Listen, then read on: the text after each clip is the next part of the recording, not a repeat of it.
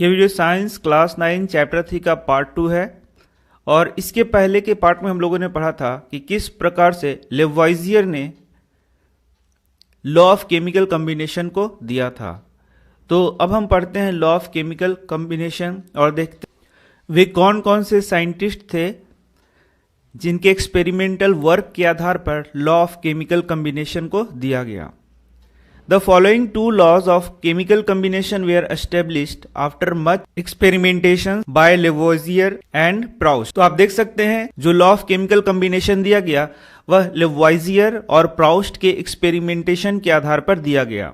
तो आइए देखते हैं कि ये दो लॉ ऑफ कॉम्बिनेशन क्या है। पहला है law of conservation of mass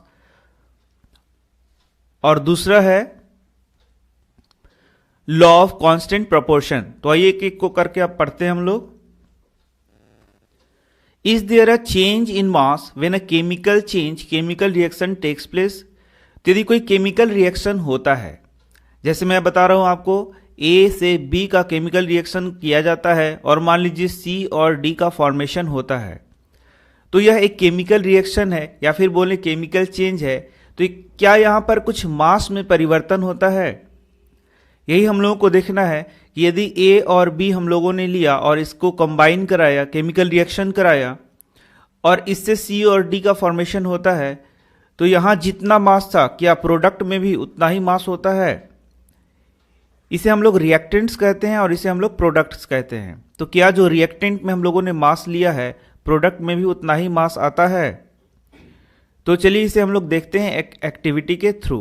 activity 3.1 take one of the following sets X and Y of chemical. तो आप देख सकते हैं दो सेट्स ऑफ केमिकल को यहां दिखाया गया है X एंड Y। जैसे कि पहला आप देख सकते हैं कॉपर सल्फेट के साथ सोडियम कार्बोनेट, बेरियम क्लोराइड के साथ सोडियम सल्फेट, लीड नाइट्रेट के साथ सोडियम क्लोराइड। इनका एक एक सेट यहां पर आपको दिया हुआ है। Prepare separately 5% solution of any one pair of substances listed under X and Y in water. तो आपको कोई भी एक 1, 2, 3 में से किसी एक पेयर को आपको लेना है और वाटर में सॉल्यूशन बनाना है। Take a little amount of solution Y in a conical flask. तो जो Y वाला मान लीजिए कि हम लोग ये पहला सेट बना रहे हैं, तो ये Y जो है उसको कॉनिकल फ्लास्क में रखना है आपको और इसमें जो सॉल्यूशन हम लोगों ने बनाया 5% इसका लेना है और वाटर का सॉल्यूशन इस प्रकार से कॉनिकल फ्लास्क में रखना है। And some solution of X in ignition tube, और एक इग्निशन ट्यूब इस प्रकार से लेना है और उसमें X मान लीजिए कि पहला लिया है तो कॉपर सल्फेट का यहां पर आपको सॉल्यूशन रखना है। तो इस प्रकार से देख सकते हैं सॉल्यूशन ऑफ Y है यहां पर और सॉल्यूशन ऑफ X यहां पर इग्निशन ट्यूब में रखा गया है और hang the ignition tube in the flask. इस इग्निशन ट्यूब को आपको फ्लास्क में इस प्रकार से हैंग करके रखना है थ्रेड के सहारा से। See that the solution do not gate mix, और इसके बाद आपको यह इस प्रकार से देखना है कि इसमें X और Y का ये जो सॉल्यूशन है वो मिक्स नहीं हो पाए। Put a cork on the flask, flask के ऊपर आपको एक कॉर्क भी रखना है। अब देख सकते हैं यहाँ लिखा भी हुआ है ignition tube containing solution X dipped in conical flask containing solution Y। अब जो ये पूरा सिस्टम है इसको आपको तौल लेना है। Way the flask with its contents carefully. अब ये पूरे फ्लास्क को पूरे कंटेंट्स के तहत आपको तौल लेना है। Now tilt and swirl the flask so that the solution X and Y gets mix. अब इसके बाद क्या करना है, पहले आपने फ्लास्क को इस प्रकार से कोनिकल फ्लास्क था और उसमें इग्निशन ट्यूब था, इस तरीके से आपने इसको तौल लिया। उसके बाद क्या करना है, ये जो इग्निशन ट्यूब है इसको आपको टेढ़ा करना है, जिसके कारण ये दोनों X और Y जो केमिकल थे वो दोनों आपस में क्या हो जाए, मिक्स हो जाए और यहां पर केमिकल रिएक्शन हो। तो आप देखेंगे जब X और Y एक दूसरे से मिक्स होते हैं तो उनमें केमिकल रिएक्शन होता है और इसको आपको फिर से क्या करना है, वे करना है, मतलब तौलना है। तो आप इस प्रकार से देख सकते हैं शुरू में X प्लस Y था जिसे हम लोगों ने सिर्फ रखा था, इसे हम लोग कहते हैं रिएक्टेंट, और इसके बाद इन दोनों को जब एक दूसरे से मिलाया जाता है तो मान लीजिए कि कुछ Z बनता है, तो ये हो गया प्रोडक्ट। तो आप देखेंगे कि ये दोनों का जो वजन है, आपने जो वजन किया है तो वह दोनों बराबर होता है। क्यों बराबर होता है? क्योंकि तो तो इसका मतलब है रिएक्शन के पहले और रिएक्शन के बाद जो रिएक्टेंट था और प्रोडक्ट था दोनों का मास क्या होता है, बराबर होता है। और यही हमारा law of conservation of mass भी कहता है। तो आप देख सकते हैं the law of conservation of mass states that mass can neither be created nor destroyed in a chemical reaction. तो आपने देखा कि यहां केमिकल रिएक्शन हो रहा है क्योंकि एक्स और वाई को हम लोगों ने मिक्स किया था तो उनमें केमिकल रिएक्शन हुआ, और उसके बाद जो प्रोडक्ट बन रहा है तो उनका मास बराबर हो रहा है। तो यही है law of conservation of mass कि यदि कोई केमिकल रिएक्शन हो रहा है तो उस केमिकल रिएक्शन में जो रिएक्टेंट्स हैं और प्रोडक्ट है उनका मास क्या होगा, बराबर होगा, ना घटेगा ना ही बढ़ेगा। मैं फिर से एक बार बता देता हूं, मान लीजिए A प्लस बी रिएक्टेंट है और इससे C प्लस डी आपका प्रोडक्ट बन रहा है, तो ये जो रिएक्टेंट का मास है और प्रोडक्ट का मास है ये दोनों क्या होता है, बराबर होता है, ना ही घटेगा ना ही बढ़ेगा। तो आप देख सकते हैं इस एक्टिविटी में और भी बातें पूछी गई हैं। What happens in the reaction flask, तो रिएक्शन फ्लास्क में क्या हुआ, तो एक्स और वाई के बीच में रिएक्शन हुआ था। Do you think that a chemical reaction has taken place, हाँ एक केमिकल रिएक्शन वहां पर हुआ। Why should we put a cork on the mouth of flask, हम लोगों ने फ्लास्क के मुंह को कॉर्क से क्यों बंद कर दिया था, तो हम लोगों ने फ्लास्क के मुंह को कॉर्क से इसलिए बंद किया था ताकि हमारा एक्सपेरिमेंट सही हो पाए। ऐसा ना हो कि कुछ पदार्थ गैसियस फॉर्म में बाहर की ओर चले जाएं। तो कॉर्क से फ्लास्क के मुंह को इसलिए बंद किया गया था ताकि कोई भी पदार्थ फ्लास्क से बाहर ना जा पाए, और हम लोग जो रिएक्टेंट का वजन है और प्रोडक्ट का वजन है सही सही ज्ञात कर सकें। ऐसा ना हो कि रिएक्शन के बाद कुछ चीज या फिर कुछ पदार्थ बाहर निकल जाए। यदि ऐसा होता है तो हम लोग इसके रिजल्ट को सही प्रकार से नहीं देख पाएंगे। Does the mass of the flask and it's content change, नहीं है, इसके पदार्थ का जो मास था वह चेंज नहीं होता है। तो इस प्रकार से देखा यह experiment law of conservation of mass को बताता है। तो जैसे कि मैंने इसको आपको पूरा डिटेल में बताया कि यह law of conservation of mass क्या है, तो आइए हम लोग देखते हैं law of constant proportion. Law of constant proportion क्या कहते हैं? Lavoisier, along with other scientists, noted that many compounds were composed of two or more elements, and each such compounds had the same elements in the same proportion, irrespective of where the compounds came from और who prepared it. Lavoisier और other scientists ने note किया कि बहुत सारे compounds दो या दो से अधिक एलिमेंट से मिलकर बने होते हैं, और ये जो एलिमेंट होते हैं वे फिक्स प्रोपोर्शन में होते हैं, irrespective of where the compound came from, चाहे इसे किसी ने बनाया हो या ये कहीं से प्राप्त किया गया हो, लेकिन इस कंपाउंड में जो एलिमेंट के प्रोपोर्शन है वो हमेशा फिक्स होते हैं। तो मैं इसे आपको डिटेल में समझाता हूं। चलिए मान लीजिए आप एक वाटर का उदाहरण लीजिए, H2O। तो सबसे पहले यह वाटर क्या है, एक कंपाउंड है जो कि दो एलिमेंट से मिलकर बना होता है, हाइड्रोजन और ऑक्सीजन। तो यह वाटर आप या तो गंगा जल लें तो भी यह H2O ही रहेगा, या तो आप समुद्र से पानी उठाएं तो भी वहां पर H2O ही होगा, या तो आपके नल से पानी आएगा वह भी H2O होगा, या मान लीजिए अमेरिका में कहीं वाटर है, पानी है, तो वह भी H2O होगा।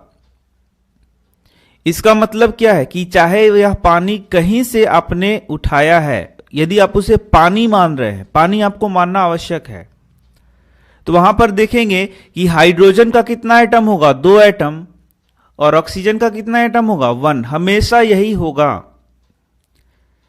इसी को कहते हैं लॉ ऑफ कांस्टेंट प्रोपोर्शन, जबकि इसका परिभाषा थोड़ा अलग है, लेकिन समझने के लिए यही समझना है कि जब भी कोई केमिकल आपके हाथ में है, कोई पदार्थ आपके हाथ में है और आप उसे बोल रहे हैं कि यह वाटर है, पानी है, तो उसमें हमेशा हाइड्रोजन 2 होगा और ऑक्सीजन 1 ही होगा।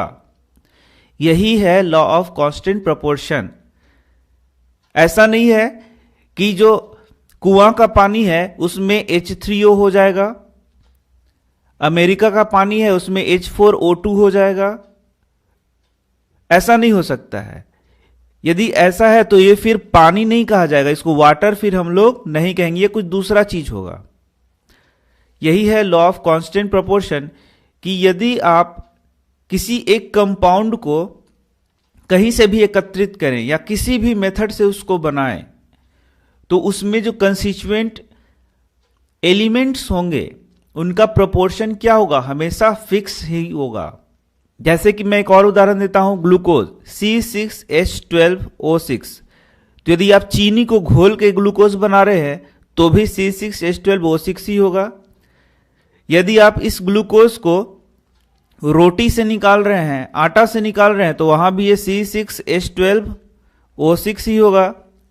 और यदि आप इस ग्लूकोज को कोई फ्रूट से प्राप्त कर रहे हैं तो वहां भी यह C6H12O6 ही होगा। मतलब इसमें जो एलिमेंट के प्रोपोर्शन है वो हमेशा फिक्स रहेंगे। इसे ही हम लोग कहते हैं लॉ ऑफ कांस्टेंट प्रोपोर्शन। इसका परिभाषा थोड़ा आपको अलग प्रकार से लिखना है, तो चलिए इसके परिभाषा की ओर हम लोग चलते हैं। In a compound such as water the ratio of the mass of hydrogen to the mass of oxygen is always 1:8। Mass के बेसिस पर आपको यहां पर रेशियो दिखाया गया है। जैसे कि मैं बता रहा हूं आपको, हाइड्रोजन का मास हम लोग लेते हैं 1 और ऑक्सीजन का कितना लेते हैं 16। तो H2O यदि करेंगे हम लोग तो हाइड्रोजन का आ गया 2 और ऑक्सीजन का कितना आ गया 16, और इसका रेशियो निकालेंगे तो आपको क्या होगा 1:8। यही लिखा गया है यहां पर ratio.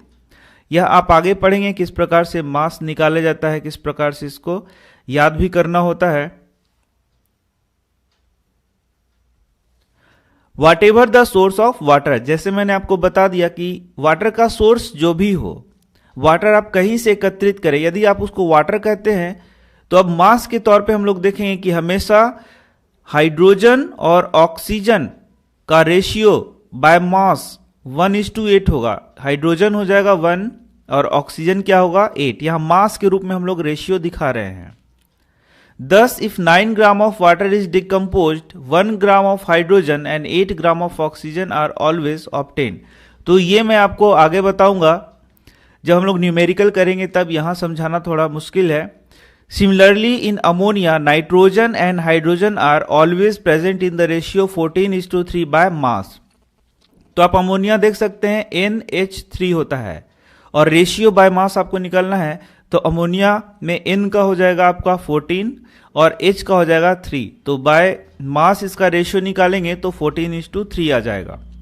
Watt ever the method और the source from which it is obtain, तो आप इसको कहीं किसी भी सोर्स से निकालें तो हमेशा नाइट्रोजन बाय मास इसका रेशियो 14 होगा और हाइड्रोजन का बाय मास रेशियो क्या हो गया 3। एटम के रूप में आप देखेंगे तो नाइट्रोजन हमेशा 1 ही रहेगा और हाइड्रोजन कितना रहेगा 3। चाहे आप कोई भी प्रोसेस से बनाएं, किसी मेथड से बनाएं, कहीं से एकत्रित करें, नाइट्रोजन हमेशा 1 ही रहेगा, 1 एटम, और हाइड्रोजन कितना रहेगा 3, यदि आप उसको अमोनिया बोलते हैं तब। और बाय मास आप निकालें तो नाइट्रोजन हो जाएगा 14 और हाइड्रोजन हो जाएगा 3, तो रेशियो निकालेंगे तो 14:3 होगा। तो मुझे उम्मीद है कि आपको यह बात अब समझ में आ गया होगा। This led to the law of constant proportion which is also known as the law of definite proportion. इसे ही हम लोग कहते हैं लॉ ऑफ कांस्टेंट प्रोपोर्शन या फिर लॉ ऑफ डिफिनिट प्रोपोर्शन। तो 2 प्रश्न यहां से आ गए। पहला प्रश्न जो मैंने आपको नहीं बताया वह था law of conservation of mass किसे कहते हैं, उसका आंसर आप यहां से लिख सकते हैं। Law of conservation of mass states that mass can neither be created nor be destroyed in a chemical reaction. Law of conservation of mass कहता है कि मास को ना ही बनाया जा सकता है और ना ही डिस्ट्रॉय किया जा सकता है। और दूसरा है आपका लॉ ऑफ कांस्टेंट प्रोपोर्शन। तो यह क्या कहता है, this law was stated by Proust as, Proust के द्वारा यह दिया गया था, यह बात आप याद रखें। In a chemical substance the elements are always present in definite proportion by mass. तो यहां वर्ड मास यूज किया गया है, आप इसको ध्यान रखें हमेशा। In a chemical substance the elements are always present in definite proportion by mass. तो मैंने जैसे बताया कि कोई एक कंपाउंड में जो एलिमेंट्स रहते हैं वो फिक्स्ड रेशियो में रहेंगे बाय मास, या फिर बोलेंगे कि डिफिनिट प्रोपोर्शन में रहेंगे बाय मास। तो आपको मास के रूप में उनको दिखाना है फिक्स्ड प्रोपोर्शन। जैसे मैंने बार बार आपको बताया, H2O में बाय मास इनका रेशियो क्या हो गया, 1:8। क्यों? क्योंकि हाइड्रोजन का 2 और ऑक्सीजन का 16, और इसका आप रेशियो निकालेंगे तो क्या हो जाएगा, 1:8। तो मैं मिलता हूं आपसे नेक्स्ट वीडियो में।